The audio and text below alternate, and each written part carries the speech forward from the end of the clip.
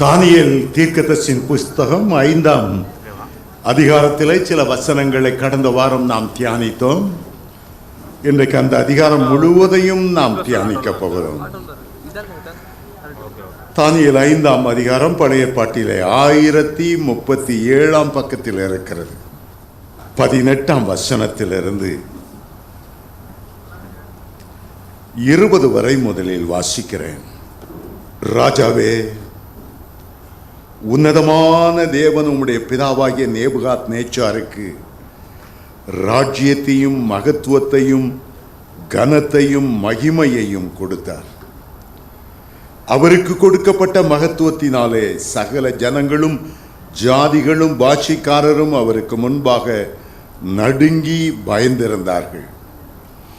அவர் தமக்கு சித்தமானவனை கொன்று போடுவார், தமக்கு சித்தமானவனை உயிரோடே வைப்பார், தமக்கு சித்தமானவனை உயர்த்துவார், தமக்கு சித்தமானவனை தாழ்த்துவார்.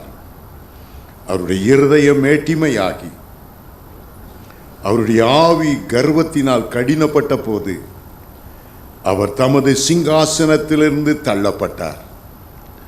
அவருடைய மகிமை அவரை விட்டு அகன்று போயிற்று. வேதம் 2 பட்டணங்கள் மையமாய் காட்டப்பட்டது. ஒரு பட்டணம் எருசலேம் என்று அழைக்கப்படுகிறது, மறுபட்டணம் பாபிலோன் என்று அழைக்கப்படுகிறது. ஒவ்வொன்றுக்கும் இடையிலே ஏறக்குறைய 400 கிலோமீட்டர் தூரம். எருசலேம் என்றால் சமாதானத்தின் நகரம் என்று அர்த்தம். பாபிலோன் என்றால் குழப்பத்தின் பட்டணம் என்ற அர்த்தம். ஆண்டவர் எருசலேமை தமக்கென்று தெரிந்து கொண்டார். பாபிலோனை சாத்தான் தன்னுடைய தலைநகராய் அவன் தெரிந்து கொண்டார். எருசலேமை முதல் முறை அரசாண்டவர் மெல்கிசேதேக்கு. வம்ச வரலாறு இல்லாதவர், தாய் தகப்பன் இல்லாதவர், ஜீவனின் துவக்கமும் முடிவும் இல்லாதவர், தேவகுமாரனுக்கு ஒப்பானவர் என்று எழுதப்பட்டிருக்கிறபடியால் அவர் பரிசுத்த ஆவியானவர் மனுஷ ரூபத்தில் அரசாண்டு வந்தார். பாபிலோனை அரசாண்டது யார்? முதலாவது அவனுடைய பெயர் நிம்ரோத். அவன்தான் புகழ்பெற்ற பாபேல் என்ற கோபுரத்தை உண்டாக்கி நாம் உலகமெங்கும் சிதறடிக்கப்பட்டு விடாதபடி ஐக்கியமாக இருக்க வேண்டும். சரித்திர ஆசிரியர்கள் சொல்லுகிறார்கள், அந்த பாபேலின் கோபுரத்தின் உச்சியிலிருந்து கர்த்தரை யுத்தத்துக்கு அழைத்து வானத்தின் மேல் ஒரு அம்பை எய்யும்போது அந்த பாபிலோன் அஸ்திபாரங்கள் அசைந்தது, நொறுங்கி விழுந்தது, பாஷைகள் தாறுமாறாயிற்று.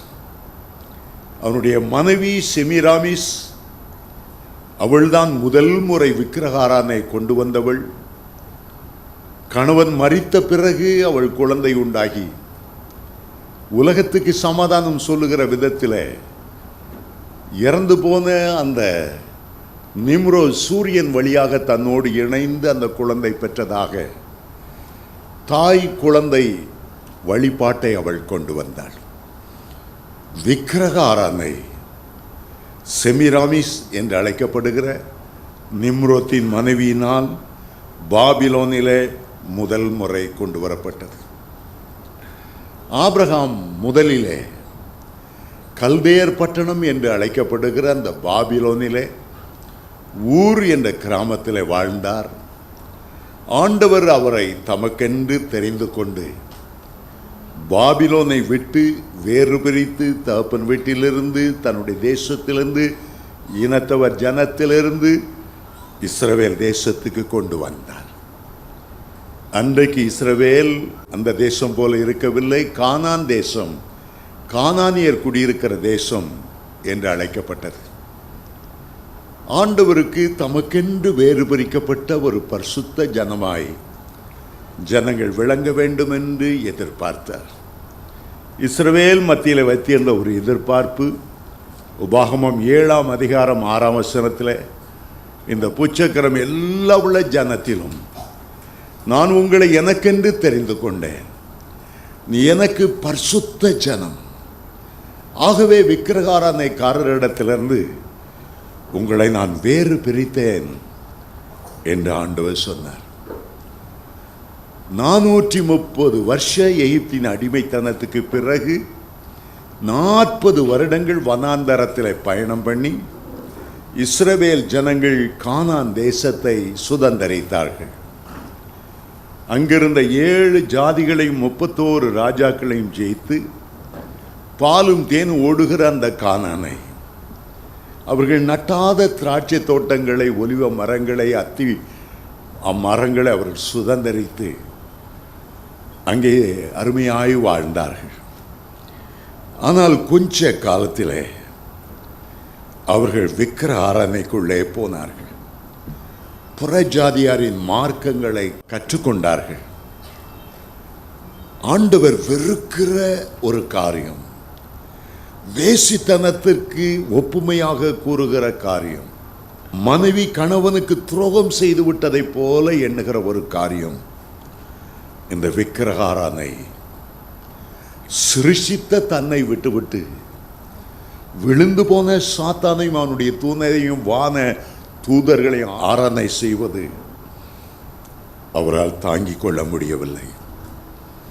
ஆகவே எந்த பாபிலோனிலிருந்து ஆண்டவர் ஆபிரகாமை மீட்டு கானானுக்கு கொண்டு வந்தாரோ,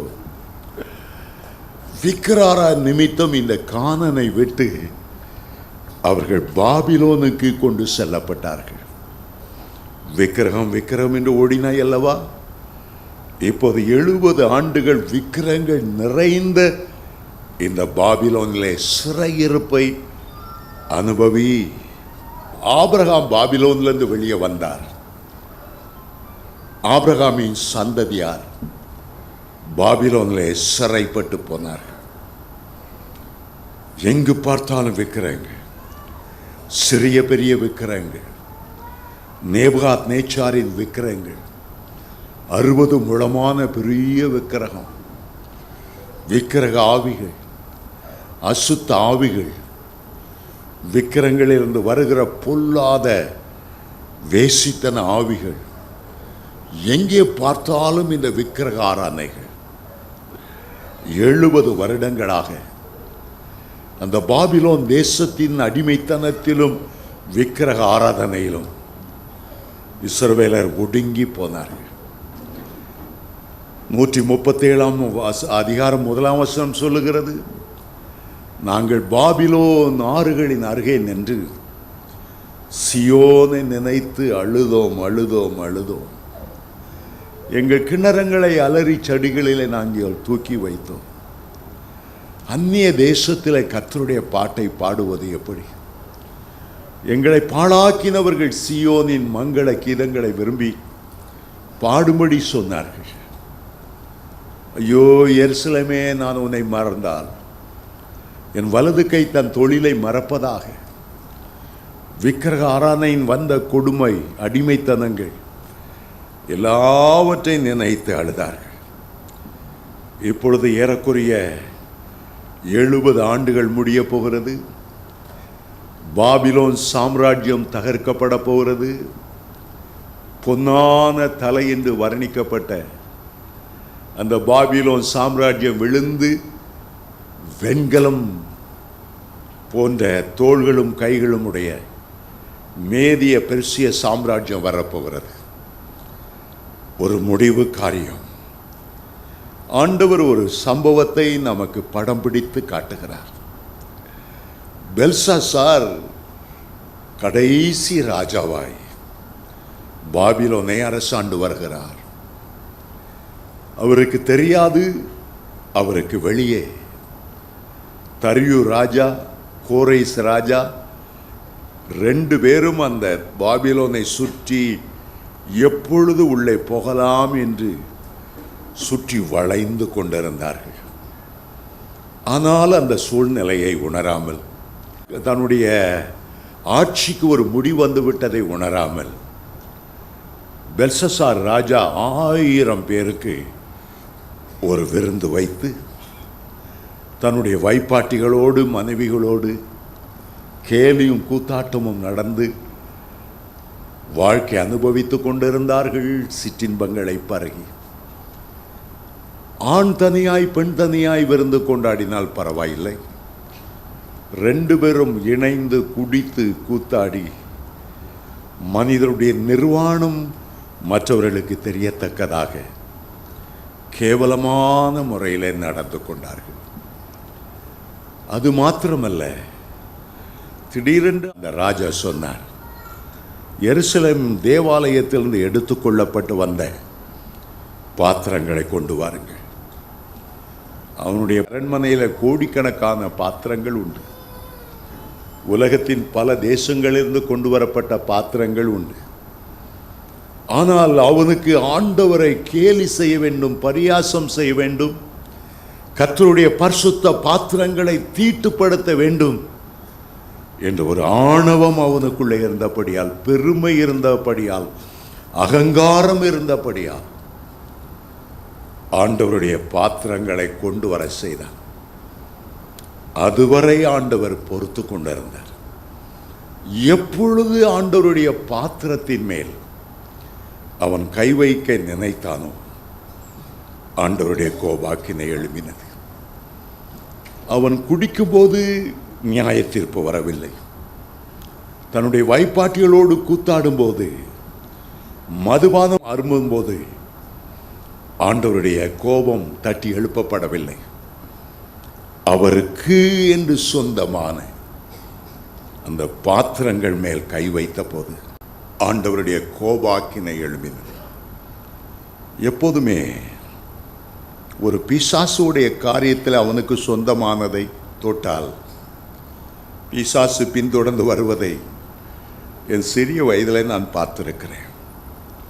ஒரு காட்டு வழியாய் போகும்போது ஒரு இந்து கோயில் இருந்தது, ஒரு மரம் இருந்தது, அதில் நிறைய மணிகள் கட்டப்பட்டு இருந்தது. நான் அறியாமையினால அந்த மணியை கழட்டி 2 மணியை இங்கே வீட்டுக்கு தூக்கிட்டு வந்துட்டேன். அது ஒரு பயங்கரமான சூனியம் செய்யக்கூடிய ஒரு இந்து கோயில். அன்னைக்கு ராத்திரி பார்த்தா அந்த பேய் என்னை தொடர்ந்து வந்துச்சு. எனக்கு ஒரே பயம். அந்த பேயை பார்த்தோன்னே எங்கள் அம்மாட்ட ஓடி போய், பயமாக இருக்குமா, ஒரு ஒரு ஒரு பயங்கரமான பேய் என்னை தேடி வருது, நீ என்னடா செய்தான்னு கேட்டாங்க. அப்போதான் அந்த மணி ஆட்டி காட்டினேன். முதுகில் 2 போட்டு காலங்காத்தாலே முதல் வேலை அதை கொண்டு போய் வச்சுவது. அப்போதான் எனக்கு கூட தெரியும் பிசாசு கூட பின்தொடருதா அப்படிங்கிறது. சில வேளைகளில் நம்ம சாத்தான்ட்ட போய் விளையாடிட்டு இருக்கக்கூடாது. ஆண்டவர் சொன்னார்னா தைரியமாக போய் துரத்துங்க. சிலர் போய் சும்மா நான் வடபழனி இந்து கோயிலில் போய் பிசாசை துரத்துறேன்னு போகக்கூடாது. அவனுக்குன்னு சில டைம்களை ஆண்டவர் கொடுத்துருக்கிறார். இயேசு துரத்த போகும்போதே அந்த பிசாசு சொதைச்சி காலம் வர்றதுக்கு முன்னாலே எங்களை ஏன் வேதனைப்படுத்துகிறீர்? பிசாசுக்குன்னு கர்த்தர் ஒரு காலத்தை வைத்திருக்கிறார். 7 வருஷம் அவன் பூமியில் அரசாலத்தான் செய்வான். அது அந்தி கிறிஸ்துவனுடைய காலம். அதற்கு பிறகுதான் பிசாசினுடைய வல்லமைகள் 1000 வருஷம் கட்டப்படும். 1000 வருஷத்துக்கு பிறகும் அவன் வீழ்த்து விடப்படுவான். அந்த கடைசி அர்மகோதான் யுத்தத்துக்கு பிறகுதான் ஆண்டவர் என்றென்றைக்குமாய் சாத்தானை பாதாளத்தில் அடைப்பார். ஒரு சாத்தானுக்கே அவனுடைய பொருள் மேலே, அவனுடைய ஆலயத்தின் மேலே ஒரு அக்கறை இருக்கும் என்றால், தேவாதி தேவன் கர்த்தாதி கர்த்தர் அவருடைய பரிசுத்த பாத்திரங்கள் எல்லாம் உலக பாத்திரங்களிலிருந்து வேறுபிரிக்கப்பட்டு அதன் மேல் எண்ணெய் வார்த்து அதை கர்த்தருக்கென்று அபிஷேகம் பண்ணுகிறார்கள். ஆசரிப்பு கூடாரத்தில் உள்ள எல்லா பனிமூட்டுகள் மேலும், எல்லா பாத்திரங்கள் மேலும் அந்த எண்ணெய் வார்த்து கர்த்தருக்கென்று வேறு பிரித்து, இது மனிதனுக்குரியது அல்ல, இது கடவுளுக்குரியதுன்னு வைப்பாங்க. சில கிராமங்களில் ஆடுகளை வளர்க்கும்போது அந்த கிராமத்தில் உள்ளவங்க என்ன செய்வாங்க தெரியுமா? கோயில் ஆடுன்னு ஒரு ஆட்டை வளர்ப்பாங்க. எத்தனை பேர் பார்த்துருக்கீங்க கோயில் ஆடுன்ட்டு? அந்த ஆடுகளை நீங்கள் பிடிச்சி வெட்டி தின்னீங்கன்னா சாபம் வந்துடும். அதை திறந்து விட்டுருப்பாங்க. ஒருத்தன் அந்த திருட முடியாது, விற்க முடியாது. அது கோயிலாடு, கடவுளுக்கு சொந்தம். எங்கள் கிராமத்தில் கிறிஸ்துவங்களும் வளர்ப்பாங்க, இந்துக்களும் வளர்ப்பாங்க. அதுபோல தான் சில பொருட்களை கர்த்தருக்கென்று மற்ற உலக பொருட்களிலிருந்து வேறு பிரித்து இது கர்த்தருக்குடையது, இதை மற்றவன் தொடுவதற்கு உரிமை இல்லை. உதாரணமா, கத்தோலிக்க திருச்சபையில் கன்னியாஸ்திரிகள் இருக்கிறார்கள், ஃபாதர்ஸ் இருக்கிறாங்க. அவங்க கடவுளுக்காக வேறிய பிரிக்கப்பட்டு ஒரு சந்நியாசம் புகுந்து கடவுளுக்கென்று அர்ப்பணிக்கப்பட்ட ஒரு வாழ்க்கை வாழுகிறார்கள். இலங்கை பெந்தேகோஸ்தே சபை இருக்கிறது, டிபிஎம் என்று அழைக்கிறார்கள். அதிலும் ஊழியக்காரர்கள் இருக்கிறார்கள், ஊழியக்காரிகள் இருக்கிறார்கள். உலகத்தில் எத்தனையோ பெண்கள் இருக்கும்போது சிலர் அந்த கன்னியாஸ்திரிகளை பார்த்து, இந்த கன்னியாஸ்திரியை கட்டினா நல்லா இருக்குமே, நீ அந்த துறவரத்திலேருந்து வெளியே வா, நீ இந்த சிபிஎம்லேருந்து வெளியே வா. திருமணம் செய்தானோ இல்லையோ பயங்கர சாபம் அவர்களை பிடித்து கொள்ளும்.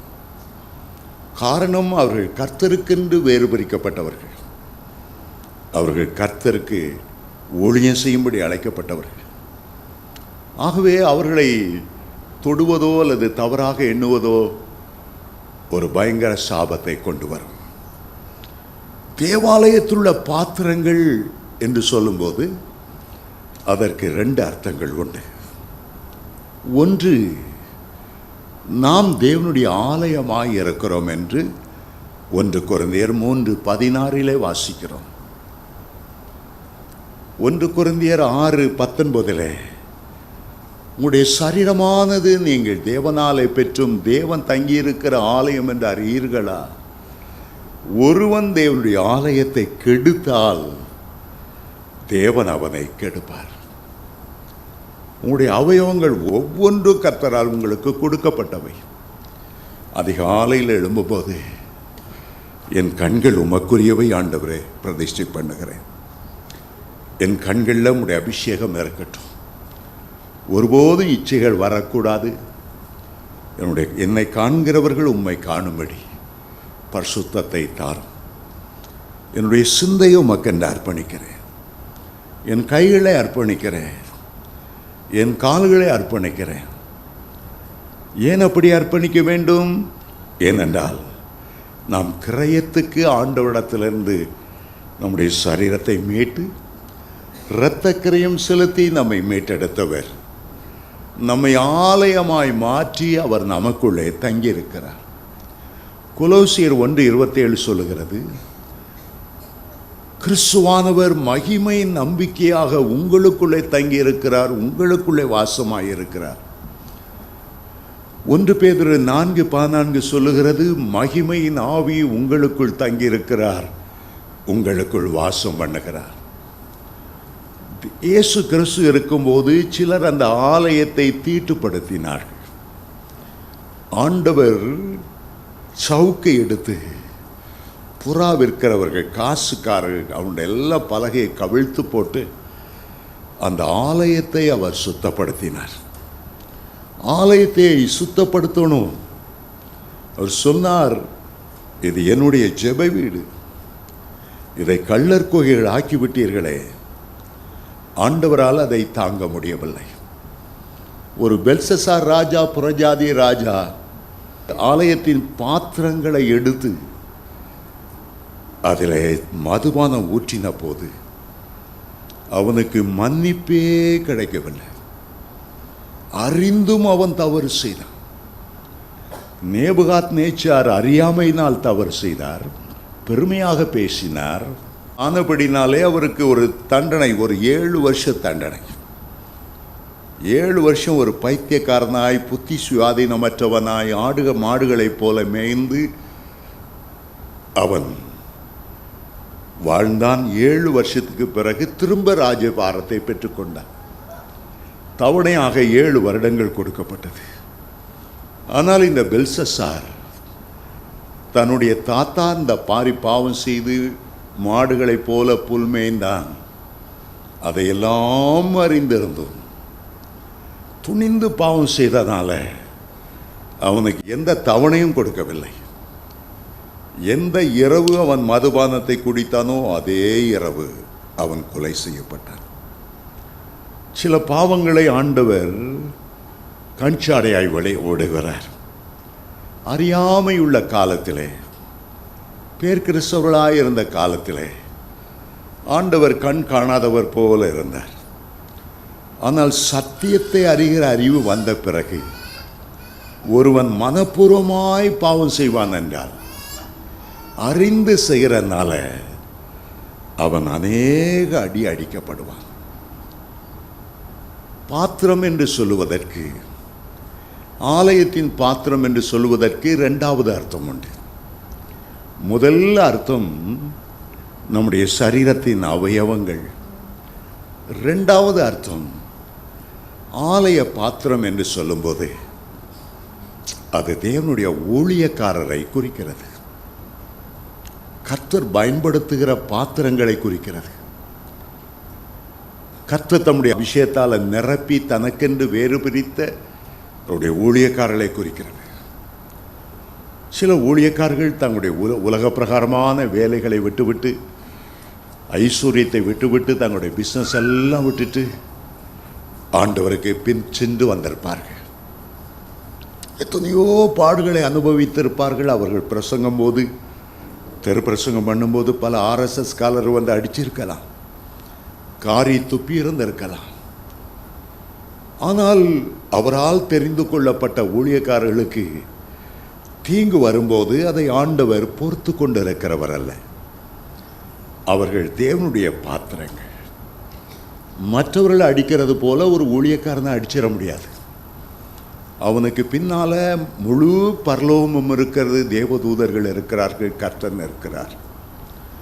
ஒரு சாதாரண டிராஃபிக் போலீஸை கூட ஒருத்தர் அடிச்சிட முடியாது. அவனுக்கு பின்னால் போலீஸ் டிபார்ட்மெண்ட் இருக்கிறது, தமிழக அரசு இருக்கிறது, டெல்லியில் உள்ள கவர்மெண்ட் இருக்கிறது. ஒரு அரசாங்க உத்தியோகத்தனை திடீர்னு நீங்கள் காரி துப்பிட முடியாது. அதுபோல தேவன் பயன்படுத்துகிற பாத்திரங்களை ஏனோ தானோ என்று நடத்திட முடியாது. எனக்கு தெரிந்த ஒரு சகோதரன் உண்டு. அவர் ரொம்ப மூர்க்கமான கோபமுடையவர். நான் முன்பு ஆராதித்த புரசோகத்தில் உள்ள ஆலயத்திலே அவரும் அங்கத்தினராக இருந்தார். அங்கே தெருவிலே ஒரு ஊழியக்காரன் என்று தெருப்பிரசங்கம் பண்ணினார். ஒரு குஷ்டரோகி அவருக்கு முன்பாக வந்து முழங்கால் படியிட்டு, உமக்கு சுத்தமானால் என்னை சுத்தமாக்குமால் ஆகும். ஆண்டவர் மனதுருகி அவனை தொட்டதையும் குணமாக்கினதையும் அவர் பிரசங்கம் பண்ணி கொண்டிருந்தார். அதில் ஒருவர், நான் சொன்னேனே என்னுடைய நண்பர் என்று, அவர் வந்தார். யாரடா குஷ்டரோகி கேட்டார். இவர் சொன்னார், நானும் நீங்களும் பாவ குஷ்டத்தால் நிரம்பியிருக்கும். அந்த குஷ்டம் ஆத்துமாவை பற்றி பிடிக்கிறது. பாவத்தின் சம்பளம் மரணம். மகா கோபத்துடைய எட்டி ஒரே அறைந்தார். அந்த தெரு பிரசங்கியார் அப்படியே 3 சுருண்டு கீழே விழுந்தார். நீ குஷ்ரோகியாக இருக்கலாம், உங்கள் அப்பையும் குஷ்ரோகியாக இருக்கலாம், தெருவில் போகிறவன் வரவெல்லாம் குஷ்ரோகியா. தன்னுடைய சைக்கிளில் ஏறி வீட்டுக்கு திரும்பினார். அவருடைய தாயார் வீட்டுக்கு வந்ததும் அதிர்ச்சி அடைந்து, மகனே உன்னுடைய முகமெல்லாம் வெண்குஷ்டமாய் இருக்கிறது, கருங்குஷ்டமாய் இருக்கிறது, கண்ணாடியில் போய் பார்த்து என்ன செய்தாய்? அவர் கண்ணாடியில் பார்த்து அதிர்ந்து போனார். தாய் சொன்னாள், இந்த ஊழியக்காரை எங்கே இருந்தாலும் அவரை கண்டுபிடிச்சி அவருடைய பாதத்தில் விழுந்துரு, மன்னிப்பு கேள். உன்னால் எவ்வளவு அவருக்கு பணம் கொடுக்க முடியுமோ, அல்லது பழம் ஸ்வீட் வாங்க குடிக்க முடியுமோ, ஹோட்டலில் கூட்டு போய் சாப்பாடு வாங்கி கொடுக்க முடியுமோ, அந்த சாபம் உன் மேலே வராதபடி. பார்த்தால் முகம் துர்நாற்றம் வீச ஆரம்பித்து விட்டது. உடம்பு முழுவதும் கருங்குஷ்டம், புண்கள் வெடித்து கொண்டே இருக்கிறது. இந்த ஊழியக்காரரை தேடினார், கண்டுபிடிக்க முடியல. அறை வாங்கின அவமானத்தில் அந்த ஊழியக்காரர் 3-4 வாரம் தெரு பிரசங்கத்துக்கே வரல. கடைசியில் 1 மாதம் கழித்து, அதுவரை இவரால் ஆஃபீஸுக்கும் போக முடியல, வேலை செய்ய முடியல, பக்கத்தில் யாரும் வர முடியல. அவர் ஒரு இடத்துல தெரு பிரசங்கம் பண்ணுகிறதை கேள்விப்பட்டு ஓடி போய் அவருடைய பாதங்களை கட்டி அணைத்து மன்னிப்பு கேட்டார். அவர் அழுதார். கர்த்தரால் உபயோகப்படுத்துகிற பாத்திரங்களை நாம் கனமாய் எண்ண வேண்டும். விழுந்து போன ஒரு ஊழியக்காரனாக இருந்தால் கூட இன்னும் அவன் மேலே கர்த்தருடைய கிருபை இருந்து கொண்டிருக்கிறனால ஏனோ தானே என்று எடுத்தெறிந்து பேசக்கூடாது. சவுல் விழுந்து போனான், பொல்லாத ஆவி பிடித்திருந்தது. ஆனால் தாவீது அவன் மேல் கை போடவே இல்லை. பலமுறை சவுல் தாவீதை கொல்ல வருகிறான். மரணத்துக்கும் தாவீதுக்கும் இடையே ஒரு அடி தூரம்தான் இருந்தது. ஆனாலும் தாவீது ராஜா சொன்னார், கர்த்தரால் அபிஷேகம் பண்ணப்பட்ட ஒருவன் மேல் கையை நீட்டி தப்பி போகிறவன் யார்? ஒருவனும் தப்பி போக முடியாது. ஆண்டவர் தன்னுடைய பட்டயத்தை கருக்காக்குகிறவர். எங்களுடைய கிராமத்தில் ஒரு ரெவரண்ட் இருந்தார், சிஎஸ்ஐ ரெவரண்ட். அவர் மேலே நிறைய குற்றச்சாட்டு. ஆகவே அவரை மாற்ற வேண்டும் என்று அவர் பிரிந்து போகிற நேரம் வரும்போது ஒருவன் ஒரு கழுதையை அலங்கரித்து அதில் ஒரு போர்டு, இதுதான் எங்கள் ஐயர். அந்த ஐயர் வீடு சுற்றி சுற்றி அந்த கழுதையை அடித்தான். இன்னொருவர் அந்த ஐயருக்கு விரோதமாய் முட்டை அருவருப்பான காரியம் எழுதி வீடு வீடாய் விநியோகித்தான். நான் என் கண்ணார பார்த்தது, இந்த குடும்பங்கள் மேல் தேவ சாபம் விழுந்தது. அந்த ஐயர் டிரான்ஸ்ஃபர் ஆகிற அன்றைக்கு அந்த மொட்டை கடிதங்களை விநியோகித்தவன் ஒரே மூத்த மகன் கிணற்றிலே அந்த தண்ணீர் இறைக்கிறது முறிந்து தலைகளாய் விழுந்து அகோர மரணம் அடைந்தார். அப்போதான் 1 வருஷத்துக்கு முன்னால் அவர் கல்யாணம் நடந்தது. அவருடைய பிள்ளைகளெல்லாம் பைத்தியக்காரர்களாய் திரிகிறதை பார்த்தேன். ஒரு நாளே நம்முடைய நம்ம 50 ரயில்வே ஸ்டேஷன் முன்னால் அவருடைய ஒரு மகன் பைத்தியக்காரனை போல நின்று கொண்டிருக்கான். அவருடைய தகப்பனார் கோடீஸ்வரர், பெரிய பிஸ்னஸ்மேன். ஆண்டவரிடத்தில் மோதினபடியால் அந்த குடும்பமே சீரழிந்து, ஒருவேளை சாப்பாட்டுக்காவது காசு கொடுங்கன்னு அவன் கேட்டது எனக்கு தாங்க முடியலை. ஓஹோ ஓஹோ என்று வாழ்ந்தவர்கள் கர்த்தருடைய பாத்திரங்கள் மேல், கர்த்தருடைய ஊழியக்கார் மேல் விரல் நீட்டி தப்பிப்போக யாராலும் முடியாது. ரோமர் 8ஆம் அதிகாரத்தை வாசிக்கும் போது 34ஆம் வசனத்திலிருந்து வாசித்தால், தேவன் தெரிந்து கொண்டவர்கள் மேல் குற்றம் சாட்டுகிறவன் யார்? கர்த்தரே அவர்களை நீதியாய் மாற்றுகிறவர். அருமையான தேவனுடைய பிள்ளைகளே, முதலாவது பாத்திரம் என்று சொல்லப்படும் போது உங்களுடைய சரீரத்தின் அவயவங்கள், அதை கர்த்தருக்கென்று ஒப்புக்கொடுங்கள். உங்களுக்குள்ளே கர்த்தருடைய ஆவியானவர் வாசம் பண்ணுகிறார். உங்களுடைய அவயவங்கள் தீட்டுப்பட்டு போகக்கூடாது. இச்சைகளிலே தீட்டுப்பட்டு போய்விடக்கூடாது. மற்றவர்களை அடிக்கிறதினாலே உங்களுடைய கை தீட்டுப்பட்டு போய்விடக்கூடாது. நீங்கள் கர்த்தர் பயன்படுத்துகிற பாத்திரமாக இருக்கணும். உங்கள் கைகளில் கர்த்தருடைய வல்லமையை, சோமளிக்கிற கிருபையை மற்றவர்களுக்கு வெளிப்படுத்த வேண்டுமே தவிர, உங்களுடைய கைகள் அவசரப்பட்டு மற்றவர்களுக்கு நேராய் நீண்டு விடக்கூடாது. பரிசுத்த பாத்திரமாய் பாதுகாத்து கொள்ளணும். அதுபோல கர்த்தர் அபிஷேகம் பண்ணின கர்த்தருடைய ஊழியக்காரர்களை ஏனோ தானோ என்று பேசுகிறாருங்க. ஏனோ தானோன்னு மொட்டை கடிதங்கள் எழுதுகிறாங்க. அவருடைய உள்ளத்தை புண்படுத்தும்படி பேசினால் அந்த தேவனுடைய மனிதன் கர்த்தருடைய சமூகத்தை போய் கண்ணீர் விட்டு அழுவான் என்றால், அந்த கண்ணீர் உங்களுக்கு நியாய தீர்ப்பாய் மாறிவிடும். ஒரு முறை ஒரு சகோதரன் மேல் எனக்கு தாங்க முடியாத துக்கம் இருந்தது. நேரே ஒரு ஆலயத்துக்கு போய் அழுதேன். ஆண்டவருடைய வார்த்தை தெளிவாய் உலைத்தது. மகனே, நீ அழாதே, நீ அழாதே. உன்னுடைய கண்ணீரை என்னால் தாங்கிக் கொள்ள முடியவில்லை. உன்னுடைய கண்ணீர் அந்த ஆளுக்கு நியாய தீர்ப்பாய் மாறும்படி நீ அழாதே. ஆண்டவர் பேசின ஒரு சில நிமிடத்துக்குள் குறிப்பிட்ட மனிதன் என்னை தேடி வந்தான். ஆலயத்துக்குள்ளே வந்து நான் ஜெபித்துக் கொண்டிருக்கிற பார்த்தான். ஐயோ, எனக்குள்ள எத்தனையோ அசுத்தாவிகள் பூந்து விட்டது, என்னை காப்பாற்றுங்க. உங்களை பேசிவிட்டு கொஞ்சம் தூரம் தான் போனேன். இப்போது என்னால் தாங்க முடியல.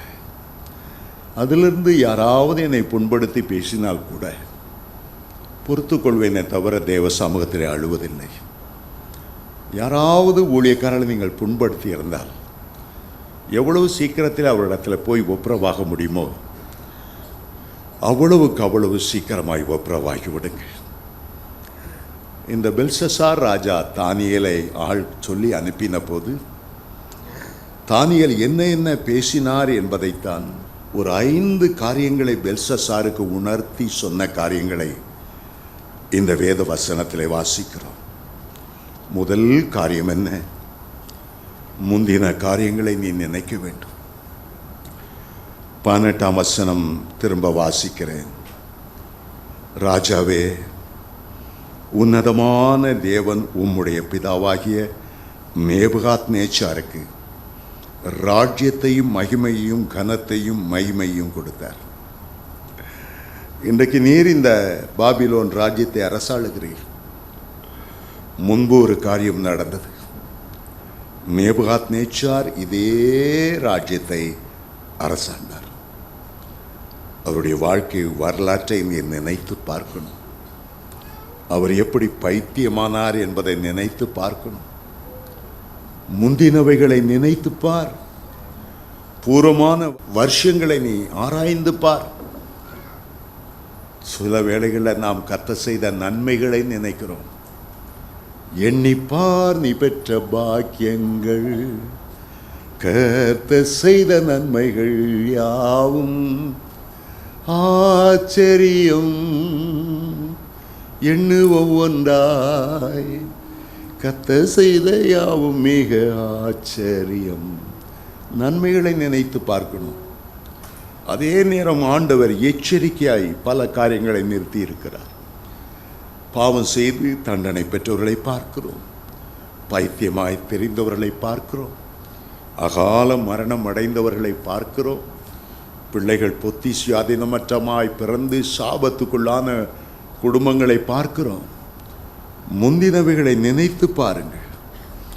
பெல்ஷசார் ராஜாவுக்கு தானியேல் செய்த முதல் காரியம் முந்தினவைகளை நினைத்து பார்.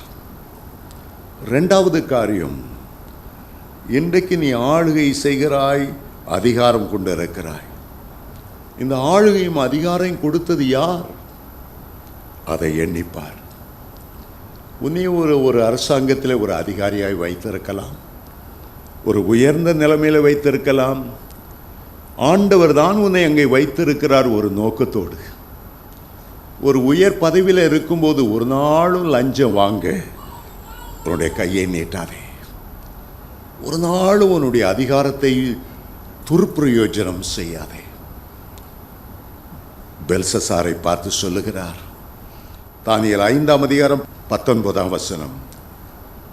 அவருக்கு கொடுக்கப்பட்ட மகத்துவத்தினாலே சகல ஜாதியாரும் பாஷைக்காரரும் அவருக்கு முன்பாக நடுங்கி பயந்திருந்தார்கள். அவர் தமக்கு சித்தமானவனை கொண்டு போடுவார், அவனுக்கு சித்தமானவனை உயிரோடு வைப்பார். தமக்கு சித்தமானவனை உயர்த்துவார், தமக்கு சித்தமானவரை தாழ்த்துவார். அவருடைய சித்தம் மனுஷ சித்தம், சுய சித்தம். அந்த சுய சித்தத்தினாலே 4 பொல்லாத காரியங்களை அவர் செய்தார். அவருக்கு மேலாய் ஒரு ராஜா இருக்கிறார், அவருக்கு மேலாய் ஒரு ஆளுகை செய்கிறவர் இருக்கிறார், வானத்திலும் பூமியிலும் சகல அதிகாரம் உடையவர் ஒருவர் இருக்கிறார். அதை ஒவ்வொரு ராஜாவும் உணர வேண்டும். உலக அதிகாரங்கள் எல்லாம் மறந்து போகும். கொஞ்ச நாளில் ரிட்டையர்ட் ஆயிடுவாங்க. கொஞ்ச நாளில் ஒரு அரசு கவிழ்க்கப்பட்டு புதிய அரசு தோன்றிவிடும். ஓஹோ ஓஹோ என்று கொடிக்கட்டு பறந்தவர்கள் அடுத்த நாள் அதிகாரம் இல்லாமல் மதிப்பில்லாமல் சாதாரணமாகி விடுவார்கள்.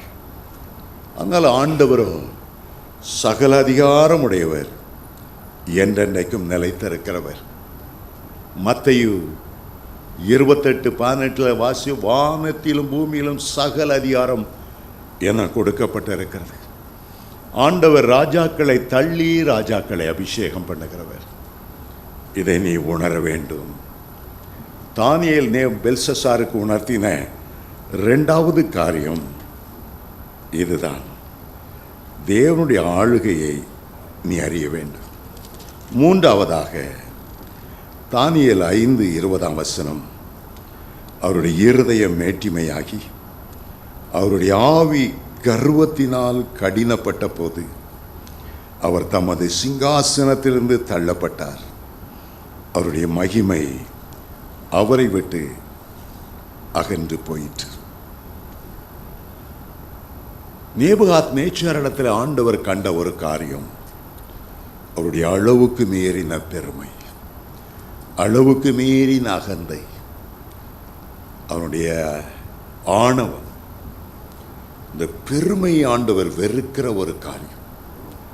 இந்த பெருமையினால் தான் லூசிஃபர் மேலே ஒரு தேவதூதனாய் இருந்து அபிஷேகம் பண்ணப்பட்டு அக்கினி மயமான கற்களின் நடுவில் உலாவினவர் பிசாசாக மாறி பாதாளத்துக்குள்ளே விழுந்தார்.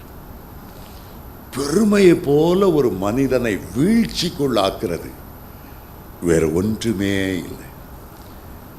ஆனால் 1 பேதுரு 5:5 சொல்கிறது, பெருமையுள்ளவர்களுக்கு ஆண்டவர் எதிர்த்து நிற்கிறார், தாழ்மையுள்ளவர்களுக்கோ கிருபை அளிக்கிறார். தாழ்மையுள்ளவர்களுக்கோ ஆண்டவர் கிருபை அளிக்கிறார். அருமையான தேவனுடைய பிள்ளைகளே, எப்போதும் கர்த்தருக்கு முன்பாக உங்களை தாழ்த்த தாழ்த்த கர்த்தர் இன்னும் மென்மேலாக உங்களை உயர்த்தி கொண்டே இருப்பார், ஆசீர்வதித்து கொண்டே இருப்பார். ஆகவே தாழ்மையுள்ளவர்களுக்கு அளிக்கிற அந்த கிருபையை தேவ பிள்ளைகள் எப்போது பெற்றுக்கொள்ளணும். பெருமையினால்தான் ஏரோது ராஜா தேவனுக்கு மகிமை செலுத்தாமல் சுயமகிமை தேடினபடியால் தேவதூதன் அவனை அடித்தான். அவன் புழுத்து இறந்தான். எத்தனை பரிதாபமான காரியம்.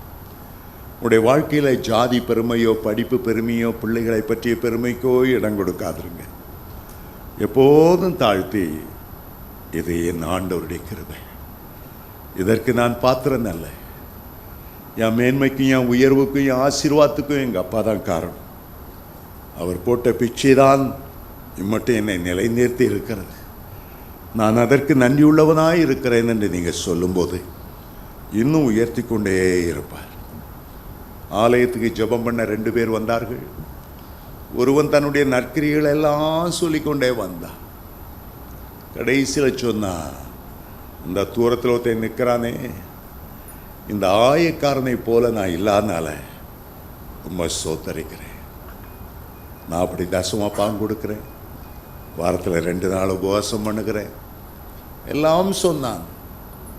நான் ஆயக்காரனை ஒரு மட்டம் தட்டி, நான் அவனை போல இல்லாதனால ரொம்ப சோத்தரிக்கிறேன். ஆண்டவர் அந்த ஜெபத்தை அருவருத்தார், கேட்கவே இல்லை. ஆனால் இந்த ஆயக்காரன் தன்னுடைய கண்களை கூட வானத்துக்கு ஏறெடுக்க துணியாமல் தன்னுடைய மார்பில் அடித்து கொண்டு, பாவியாகி என் மேல் கிருபையாயிரும், அவனைத்தான் ஆண்டவர் ஆசீர்வதித்து அவன் நீதிமானாக்கப்பட்டவனாய் திரும்பினான்.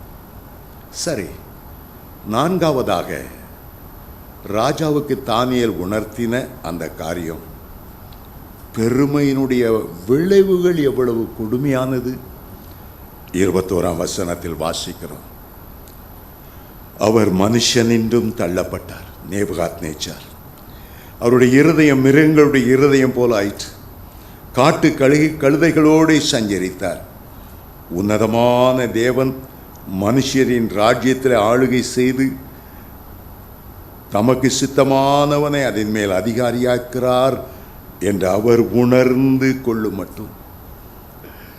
4வதாக ஆண்டவர் உணர்த்துகிறார். ஏதோ பைத்தியக்காரனை போலாக்கி அப்படியே தள்ளிவிடவில்லை, ஒரு உணர்வுள்ள இருதயத்தை கொடுத்தார். ஆனால் அதுவரைக்கும் அவர் மாடுகளைப் போல புல்லை மேய்ந்தார். அவருடைய சரீரம் ஆகாயத்து பனியிலே நனைந்தது. நேபுகாத் நேச்சாருக்கு கொடுத்த தண்டனை யோசிச்சு பாருங்க. அவ்வளவு பேர் புகழின் உச்சியில் இருக்கிறார். ஆண்டவரால் கூட பொன்னான தலை நீர்தான் என்று சொல்லக்கூடிய அளவு பாபிலோன் ராஜ்யத்தின் பேரரசராக இருக்கிறார். அவர் எந்த தேசத்துக்கு விரோதமாய் யுத்தம் செய்தாலும் அத்தனை தேசங்களையும் அவருடைய கையில் ஒப்பு கொடுத்தார். அப்படிப்பட்ட ஒரு உயர்ந்த நிலைமையிலிருந்து தாழ்த்துகிறார் ஆண்டவர். பைத்தியக்காரனாய், புத்தி சுயாதீனம் இல்லாதவனாய், ஒரு மிருகத்தின் இருதயத்தை பெற்றவனாய், மாடுகளைப் போல புல் மேய்ந்தாராம். இன்னொரு இடத்துல காட்டு கழுதைகளைப் போல, கழுதையை போல உட்கார்ந்திருந்தாராம். அவருடைய நகங்கள் எல்லாம் பட்சியினுடைய நகம் போல மாறிட்டு, இரவிலே பெய்யும் பனி அவ்வளவு அவருடைய தலையில விழுந்தது. அந்த 7 ஆண்டுகள் எப்படி வாழ்ந்திருப்பார்? முடியெல்லாம் சடை விழுந்து போய் ஒரு நாளும் ஷேவ் பண்ண முடியாமல் அரண்மனையில் இருக்க விடல. ஆகாயத்து பனையில நனையும்படி காட்டு கழுதைகளோடு ஆண்டவர் கொண்டு போயிட்டார். துர்நாற்றம் வீசி வஸ்திரம் உடுத்தியிருந்தாரோ இல்லையோ தெரியவில்லை. அருவருப்பான ஒரு மிருகம் போல காட்சி அளித்தார். 7 வருஷ தண்டனை. அதே கரம் உன்னையும் கூட தாழ்த்தி விடாதபடி எச்சரிக்கையாயிரு. உனக்கு உணர்வுள்ள இருதயம் இல்லையே. பெருமையின் விளைவு உன்னை பைத்தியக்காரனாய் மாற்றக்கூடியது. 5ஆவதாக தானியேல் இன்னொரு காரியத்தை உணர்த்தினார். இதையெல்லாம் அறிந்து நீர் ஏன் மதியினமாய் நடந்தீர்? மதியினம் என்று குறிப்பிடுகிறார். தானியேல் 5:22 வாசியா, அவருடைய குமாரனாகிய பெல்சசார் என்னும் நீரோ வென்றார். இதையெல்லாம் நீர் அறிந்திருந்தும் உமது இருதயத்தை தாழ்த்தாமல் பரலோக ஆண்டவருக்கு விரோதமாய் உம்மை உயர்த்தினீர். அவருடைய ஆலயத்தின் பாத்திரங்களை உமக்கு முன்பாய் கொண்டு வந்தார்கள். நீரும் உடைய பிரபுக்களும் உடைய மனைவிகளும் உடைய வைப்பாட்டிகளும் அவைகளில் திராட்சரசம் குடித்தீர். இதுவுமன்றி தம்முடைய கையில் உமது சுவாசத்தை வைத்திருக்கிறவரும் உமது வழிகளுக்கெல்லாம் அதிகாரியுமாயிருக்கிற தேவனை நீர் மகிமைப்படுத்தாமலும் காணாமலும் கேளாமலும் உணராமலும் இருக்கிற வெள்ளியையும் பொன்னையும் வெண்கலத்தையும் இரும்பும் மரணும் கல்லுமாகிய தேவர்களை புகழ்ந்தீர். இப்பொழுது நீர் ஆண்டவருக்கு விரோதியாய் மாறிவிட்டீர். ஆண்டவருடைய பாத்திரங்களை தீட்டுப்படுத்தாததினால் அவருடைய கோபாக்கினைக்கு ஆளாகிவிட்டீர். ஆகவேதான் அந்த கையிருப்பு சுவரிலே தோன்றி எழுதினது. அதை பார்த்த உடனே ஒரு நன்மையான எழுத்து அல்ல, தனக்கு விரோதமான எழுத்து என்பதை அறிந்த போது பெல்சசாரின் இருதயம் நடுங்கினது. நாடி நரம்புகள் கட்டுவிட்டன. சரித்திர ஆசிரியர் சொன்னார்கள், இடுப்பு அந்த அரைக்கட்டு தகழ்ந்ததினாலே அவருடைய 2 கால்களும் செயலற்று போய் ஊன்ற முடியாத அளவு ஊனமாய் போய்விட்டதாம். அவருடைய இடைக்கட்டை ஆண்டவர் அவிழ்த்தார். மதியனமாய் நடந்தீர். ஆண்டவருக்கு விரோதமாய் பேச பயமில்லாமல் போனது என்ன? மிரியாம் ஆண்டவருடைய பாத்திரமாகிய மோசேக்கு விரோதமாய் பேசின போது மோசேனுடைய சகோதரி என்று பார்க்கவில்லை. உன்னுடைய தம்பியாய் இருந்தாலும் என்னுடைய பாத்திரம், என்னுடைய ஊழியக்காரன். மிரியாமை பார்த்த ஆண்டவர் கேட்டார், என் தாசனாகிய மோசேக்கு விரோதமாய் பேச உனக்கு பயமில்லாமல் போனது என்ன? உடனே மிரியாம் சரீரம் முழுவதும் குஷ்டரோகம் பற்றி பிடித்தது. இங்கே பெல்சசார் பார்த்து நெஞ்சிலே குத்துகிறதை போல தானியேல் தெளிவாய் சொல்லுகிறார், ராஜா என்று பயப்படவில்லை. அவன் கோபப்பட்டால் தன்னுடைய தலை போய்விடும், அதை பற்றி அக்கறை இல்லை. நான் ராஜாதி ராஜாவுடைய ஊழியக்காரன், நான் சொல்ல வேண்டியதை சொல்லித்தான் தீருவேன்.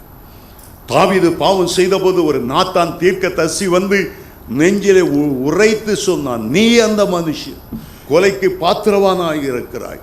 இன்னொருடைய மனைவியை எடுத்து அவருடைய புருஷனை கொன்று உனக்கென்று இப்படி வைத்து கொண்டாயே. இஸ்ரவேலை இப்படிப்பட்ட பாவமா? நியாயப்பிரமாணத்தின் எத்தனை கட்டளைகளை மீறினீர்? நீர் மரணத்துக்கு பாத்திரவான். நேரடியாய் உணர்த்தினார். ஏரோது ராஜா தன்னுடைய சொந்த சகோதரனாகிய பிலிப்பினுடைய மனைவியை வைத்திருந்த போது யோவாசானன் பூசி மெழுகி ராஜாவை வாழ்க அப்படி இப்படி சொல்லிட்டு இருக்குல்ல, நேர நீர் செய்வது கொடிய பாவம் உணர்த்தினார். கர்த்தருடைய ஊழியக்காரர்களை ஆண்டவர் ராஜாக்களுக்கு மேலாக அபிஷேகம் பண்ணி வைத்திருக்கிறார். அவர்கள் சத்தியத்தை சத்தியமாக பிரசங்கம் பண்ண வேண்டியவர்கள். ராஜா என்று பயப்பட வேண்டியதில்லை. தானியேல் அதையெல்லாம் சொல்லுகிறார். உங்க தாத்தாவுக்கு நேரிட்டது உமக்கு தெரியும், இதையெல்லாம் நீர் அறிந்தும் மதிகேடாய் நடந்தீர். ஆண்டவருடைய ஆலயத்தின் பாத்திரங்களில் பானம் பண்ணினீர், கல்லும் மண்ணுமாகிய விக்கிரங்களை புகழ்ந்தீர். ஆண்டவருடைய நியாய தீர்ப்பை அவர் சொல்ல ஆரம்பித்தார். அன்றைய எழுத்துக்களை வாசித்தார். இந்த அதிகாரத்தில் ஒன்றை நாம் வாசிக்கிறோம். ஆண்டவர் அன்புள்ளவர் தான், மனதுருக்கம் உள்ளவர் தான், ஜெபத்தை கேட்கிறவர் தான். எல்லாவற்றுக்கும் அவருக்கு ஒரு எல்லை உண்டு. பல வேளைகளில் நம்ம பாராட்டின கிருபையை நம்மால் போற்றி புகழ்ந்து முடியாத அவ்வளவு கிருபை பாராட்டினார். ஆனால் அவர் கிருபை பாராட்டுகிறார் என்று சொல்லி பாவத்தில் நிலை நிற்க கொண்டே கூடாது. வெளிநாட்டிலே ஒரு கள்ள உபதேசம், சிங்கப்பூரில் ஒரு சர்ச்சில் என்ற ஒரு மனிதன் சொல்லுகிறார், பயப்படாதுங்க, ஆண்டவர் சிலுவையில் செய்த பலி உங்கள் கடந்த கால பாவத்தையும் மன்னிக்கும், தற்போதுள்ள பாவத்தையும் மன்னிக்கும், பிற்காலத்தில் நீங்கள் செய்ய போகிற பாவங்களையும் மன்னிக்கும். என்ன ஒரு தவறான உபதேசம். சென்னையில் அநேக பாஸ்டர்கள் அந்த உபதேசத்தை பிடிச்சு வச்சுட்டு இருக்கிறாங்க. சிலுவை பலி இனி செய்கிற பாவத்தை ஆண்டவர் மன்னிப்பார். ஆண்டவரை கட்டாயப்படுத்தி உங்களை மன்னிக்கத்தான் செய்யணும்னு அவரை வற்புறுத்த முடியாது. அவருடைய கிருபையை புறக்கணித்து துணிகரமான பாவத்துக்கு செல்லும் போது அந்த கிருபை உனக்கு உதவி செய்வதில்லை, அவரை பட்டயத்தை கருக்காக்குவார். என்றைக்கு சாத்தான் ஒரு நியாய தீர்ப்பை பெற்றி பாதாளத்தில் விழுந்தான், கிருபை கிடைக்கவில்லை. ஆதாம் ஏவாள் பாவம் செய்தார்கள், தோட்டத்தை விட்டு துரத்தப்பட்டார்கள், மரணம் வியாதி வந்தது, கிருபை அவர்களுக்கு கிடைக்கவில்லை. நோவா காலத்தில் நோவாவுக்கு கிருபை கிடைத்ததே தவிர பாவம் செய்து கொண்டிருந்த ஜனங்களுக்கு கிருபை கிடைக்கவில்லை. ஜலப்பிரளயத்தினால் அவ்வளவு பெரிய அழித்தார். சோதோம் கோராமா மக்கள் ஆண்டவருடைய கிருபையை அசட்டை பண்ணினார், கிருபை கிடைக்கவில்லை. வானத்திலிருந்து அக்கினியை இறங்க பண்ணி அவ்வளவு பெரிய அழைத்தார். துணிகரமாய் பாவம் செய்யும் போது, பாவ சந்தோஷத்தில் ஈடுபட்டு கொண்டு இருக்கும்போது, மனசாட்சியை மழுக்கி கொண்டு இருக்கும்போது, ஐயோ தேவனுடைய கிருபை கிடைக்காது, நியாய தீர்ப்பு தான் இறங்கி வரும். பெல்ஷஸ்ஸார் தன்னை தாழ்த்தவில்லை. அந்த கடைசி நேரத்தில் கூட தானியேல் காலில் விழுந்து, ஐயா எனக்கா விண்ணப்பங்கன்னு நான் ஒரு பாவி உணர்றேன், எனக்கு கிருபை பாராட்டம் கேட்கல. நினிவேவில் உள்ள ராஜா சிங்காசனத்தை விட்டு கீழே இறங்கி சாம்பலில் உட்கார்ந்து தான் மேலே புழுதி அள்ளிக்கொண்டு 3 நாள் அவனும் அவனுடைய தேசத்து மக்களும் உபவாசம் பண்ணி பாவரிக்கை செய்த போது தேவனுடைய கிருபையை பெற்றுக்கொண்டார்கள். ஆனால் இந்த பெல்ஷஸ்ஸார் அவர் பாவரிக்கை செய்யவில்லை. இப்போது தானியேல் அந்த எழுத்தை வாசிக்கிறார். சுவரில் எழுதப்பட்ட அந்த எழுத்து என்னவென்றால், மெனே மெனே தெக்கேல் உப்பார்சு,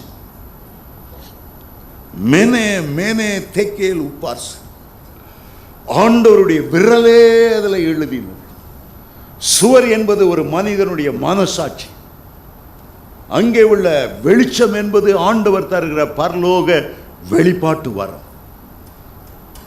அந்த நியாய தீர்ப்பின் வார்த்தைகளை ஆண்டவர் தானியேல் வாசித்தார். பல ஜட்ஜிகள் இன்றைக்கு நியாய தீர்ப்புகளை எழுதுகிறார். இவனுக்கு தூக்கு தண்டனை என்று சொல்கிறார், இவனுக்கு 10 வருஷம் கடுங்காவல் தண்டனை என்று எழுதுகிறார்கள். ஆனால் நியாய தீர்ப்பை எழுதுகிற நீதிபதிகளுக்கு கர்த்தர் நியாய தீர்ப்பை எழுத வல்லவராயிருக்கிறார். அவருடைய கரங்கள் முதல் நியாய பிரமாணத்தை கண்மலையில் எழுதினது, கற்பாறையில் எழுதினது, கல்லினால் செய்யப்பட்ட பலகையின் மேலே உள்ளும் புறம்பும் எழுதினது.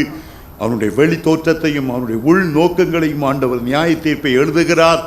யாத்ராமம் 20ஆம் அதிகாரம் முழுவதை வாசிக்கும் போது அந்த 10 கட்டளைகளை தன்னுடைய சொந்த விரலினால் அந்த கற்பலகளை எழுதினார்.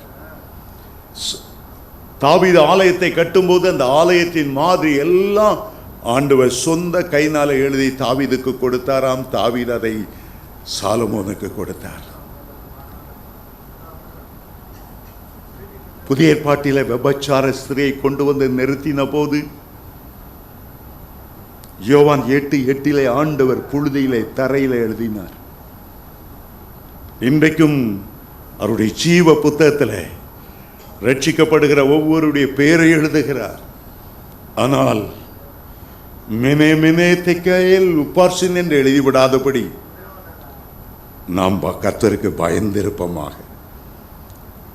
அதற்கு வியாக்கியானம் தானியேல் கொடுக்கும்போது சொன்னார், மெனே மெனே என்ற வார்த்தைக்கு தேவன் உன் ராஜ்யத்தை மட்டிட்டு அதற்கு ஒரு முடிவை உண்டாக்கினார். பிரசித்தி பெற்று அத்தனை தேசங்களை வென்று எத்தனையோ படையெடுத்து எத்தனையோ வீரர்கள் மறித்து நிலைநிறுத்தப்பட்ட இந்த பாபிலோன் சாம்ராஜ்யத்தை ஆண்டவர் மாட்டிட்டு தொகையிட்டு அவருடைய நாட்களை குறித்து விட்டார். முடிய போகிறது.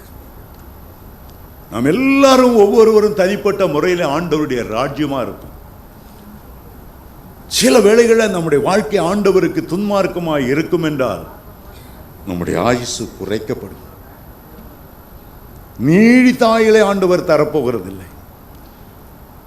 ஒருவன் தகப்பனையும் தாயும் கனவீனம் பண்ணினார், அவனுடைய ஆயுசு குறைக்கப்படும்.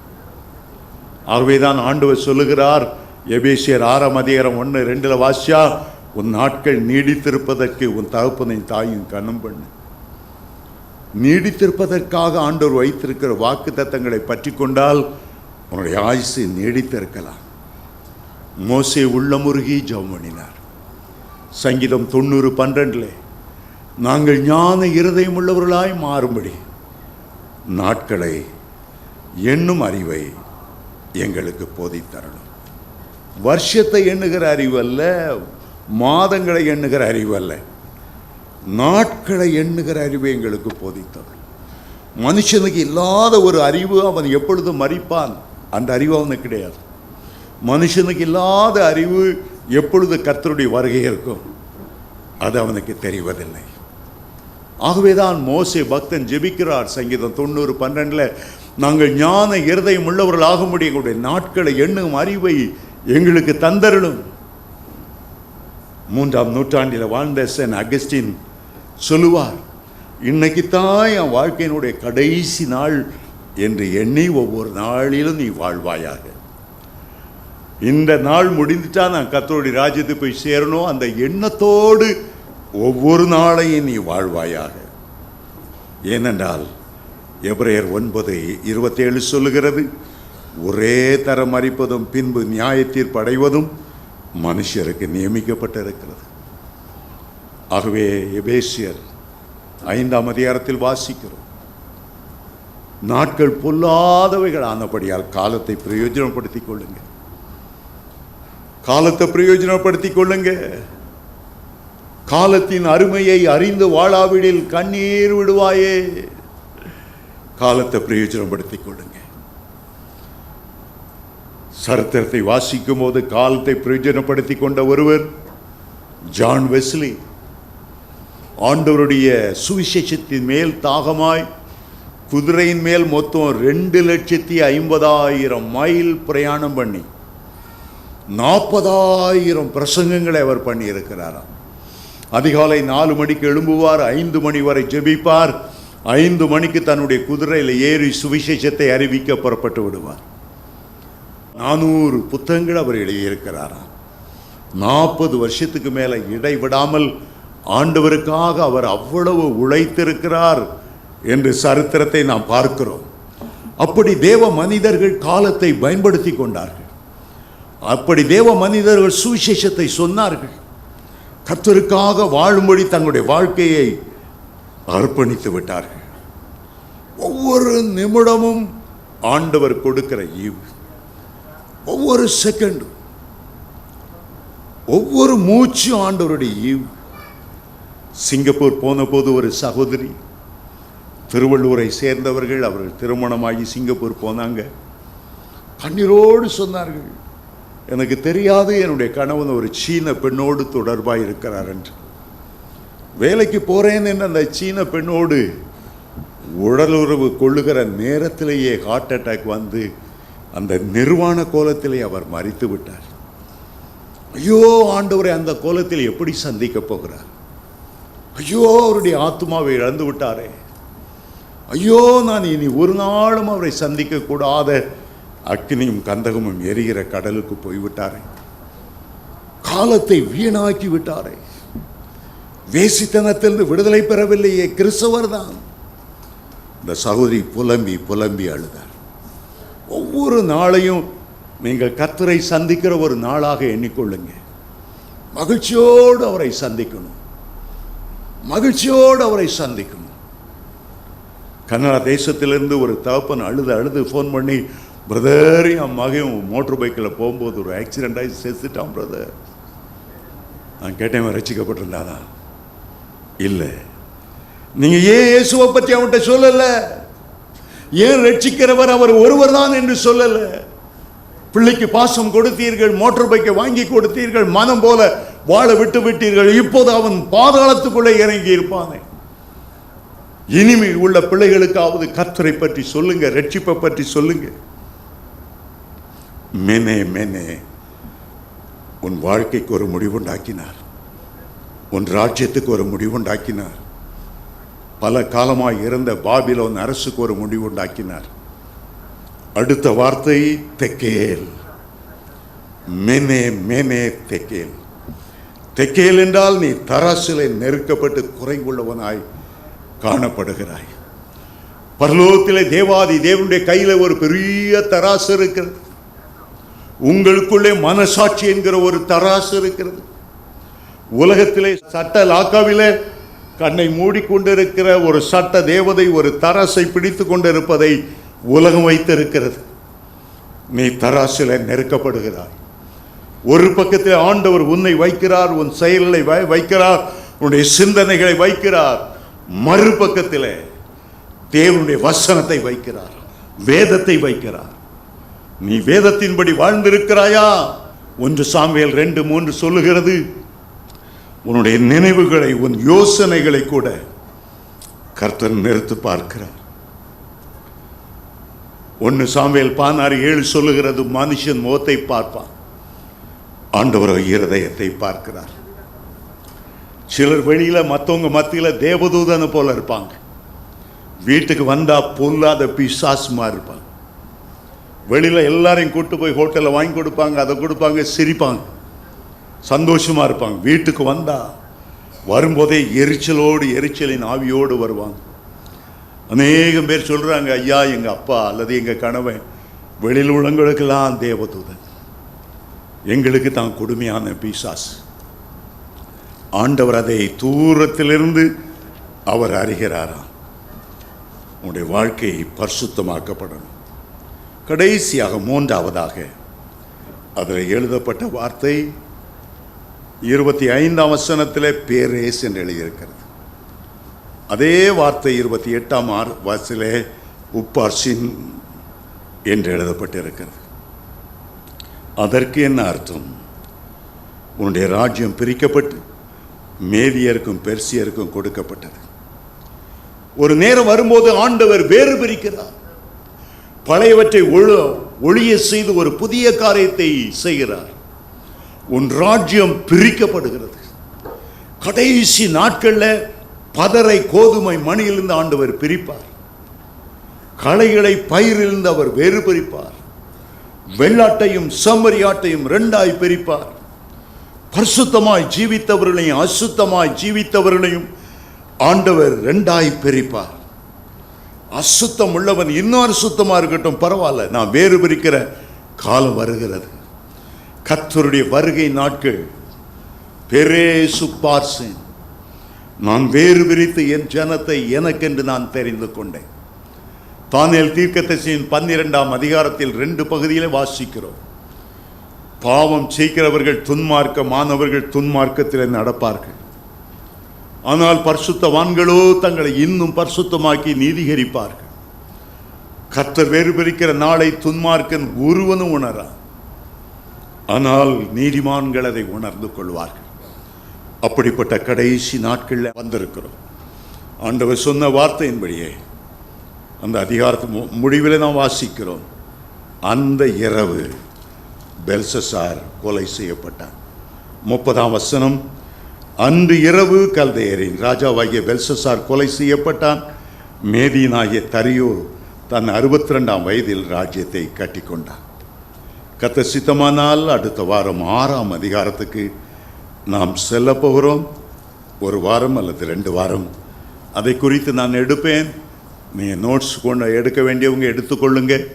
நாளை 6ஆம் அதிகாரம் வரையிலும் தேவனுடைய சரித்திரம், பாபிலோன் தேவ ராஜ்யத்தின் சரித்திரம், மேதிய பெர்சிய அந்த சரித்திரம் எழுதப்பட்டிருக்கிறது. 7ஆம் அதிகாரத்திலிருந்து ஆழமான தீர்க்க தரிசனங்களுக்குள் நாம் செல்ல போகிறோம். எழுந்து நிற்போம்.